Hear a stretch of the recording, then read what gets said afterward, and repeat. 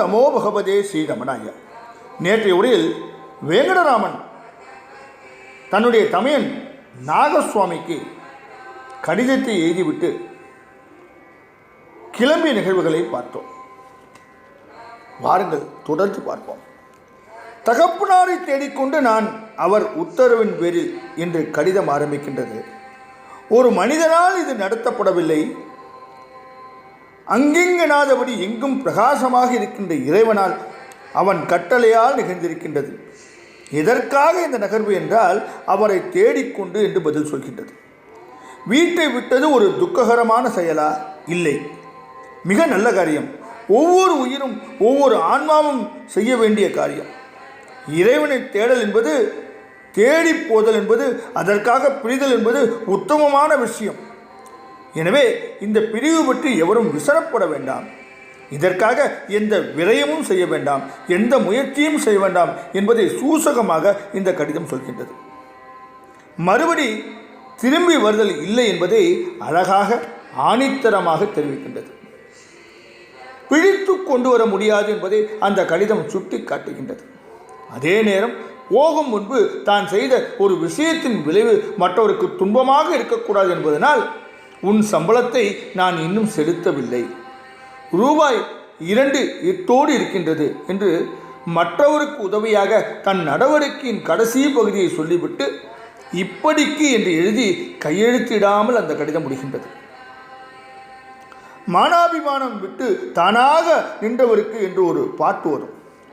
அப்படி நின்றவருக்கு பெயர் இல்லை, விலாசம் இல்லை, நண்பர் இல்லை. நான் என்று ஆரம்பித்த அந்த கடிதம் இது என்று தன்னை சுட்டிக்காட்டி பிறகு எதுவுமில்லாத தன்மையாக படிப்படியாக வளர்ந்து ஓர் உச்சியில் மலர்ந்து வெடித்து சிதறி இருக்கின்றது. அகம் என்பது அழிந்து போயிருக்கின்றது. அப்படி சிதறிய பிறகும் மிகுந்த கருணையுடன் அடுத்தவருக்கு எந்த விதமான இடைஞ்சலும் இல்லாது ஒரு சிறிய தகவலை சொல்லிவிட்டு போயிருக்கின்றது. இந்த தகவல் உலகாயதமானது. ஆனால் யார் எழுதினாரோ அவருக்கு உண்டானது அல்ல.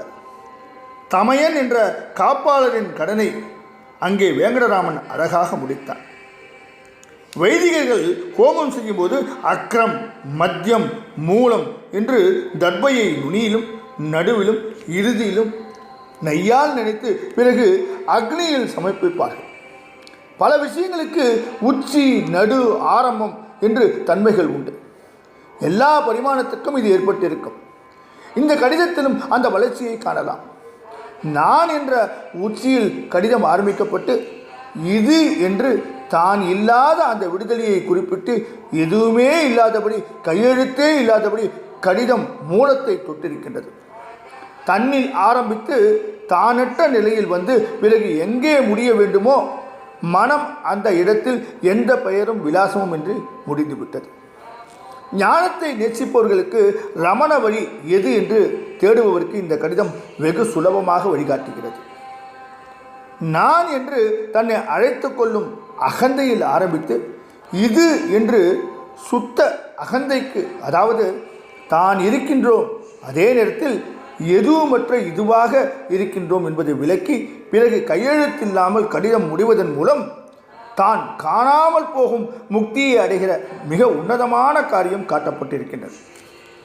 அண்ணாமலையாரின் கட்டளைப்படி என்று சொல்லப்படவில்லை, தந்தையின் கட்டளைப்படி என்று அண்ணாமலையாரை மிக உயர்வான இடத்திற்கு, கடவுள் என்பவரே தன் இருப்புக்கு ஆதாரம், இருப்புக்கு மூலம் என்பதை சொல்லாமல் சொல்லி என் இச்சையில் நடக்கவில்லை, ஏதோ ஒரு ஆவேசம் என்னை தள்ளி கொண்டு போகின்றது, வேறு ஏதோ ஒரு சக்தி என்னை இழுத்து கொண்டு போகிறது என்பதனை அவரின் உத்தரவுப்படி என்று விளக்கி இந்த காரியத்திற்கு விசனப்பட வேண்டாம் என்று மிக அன்பாக ஆறுதலாக சொல்கின்றது. 1896 ஆகஸ்ட் 29 பகல் 12 மணிக்கு வீட்டிலுள்ளோர் மத்தியான வேளையின் உணவு உண்ட சுகத்தில் கண்ணயர்ந்து ஓய்வெடுத்து கொண்டிருக்க வேங்கடராமன் வீட்டை விட்டு வெளியேறினார். எப்படியும் திருவண்ணாமலைக்கு போய் சேர்ந்து விட வேண்டும் என்ற பதற்றம் இருந்தது, கவலை இருந்தது, மெல்லியதாக பயம் கூட இருந்தது. திண்டிவனம் வழியாக சென்னை செல்லும் அந்த ரயில் சரியாக 12 மணிக்கு வந்துவிடும். வீட்டை விட்டு கிளம்புவதற்கு நாரியாகிவிட்டது. வண்டி போயிருக்குமோ என்று கவலை இருந்தது. ஆனால் வண்டி வெங்கடராமனை விட தாமதமாக வந்தது. வண்டி வரவில்லை என்ற சந்தோஷத்தில் வெங்கடராமன் அட்டவணை பலகையை பார்த்தான். திண்டிவனம் ₹2.13 என்று போட்டிருந்தது. உடனே டிக்கெட் வாங்க வெங்கடராமன் பறந்தான். பதற்றம் இல்லாமல் சற்று கீழே பார்த்திருந்தால் திருவண்ணாமலை ₹3 என்று அந்த அட்டவணையில் எழுதப்பட்டிருந்ததை பார்த்திருப்பான். ஒரு கவலையில், ஒரு குழப்பத்தில் அதை பார்க்காது விட்டு விட்டான். ஆனால் நல்லவருக்கு எது நடந்தாலும் நல்லதாகவே தான் முடியும். ரயில் வந்தது. வெங்கடராமன் ஏறி உட்கார்ந்து கொண்டான். இடுப்பில் ஒரு வேட்டி, மேலே ஒரு சட்டை, காதிலே கடுக்கன், உடம்பிலே விவரிக்க முடியாத ஆனந்த பரவசம். வண்டி சிறிது நேரம் நின்றுவிட்டு கிளம்பியது. பெரிய ஆசுவாசம் உள்ளே ஏற்பட்டது. தந்தையை நோக்கி போகின்றோம் என்ற எண்ணம் விழுந்தது. அண்ணாமலையாரை மனதுக்குள் வணங்கினான். சப்பனமிட்டு அமர்ந்து கண்ணை மூடிக்கொண்டான். உள்ளுக்குள் தோன்றுகின்ற வெண்மையை, வெற்றிடத்தை, நான் என்ற எண்ணம் எங்கு எழுகிறதோ அந்த மூலத்தை பார்க்க துவங்கினான். தொடர்ந்து வெங்கடராமனின் பயணத்தை நாளை பார்ப்போமா? ஓம் நமோ பகவதே ஸ்ரீரமணாய. ஓம் நமோ பகவதே ஸ்ரீரமணாய.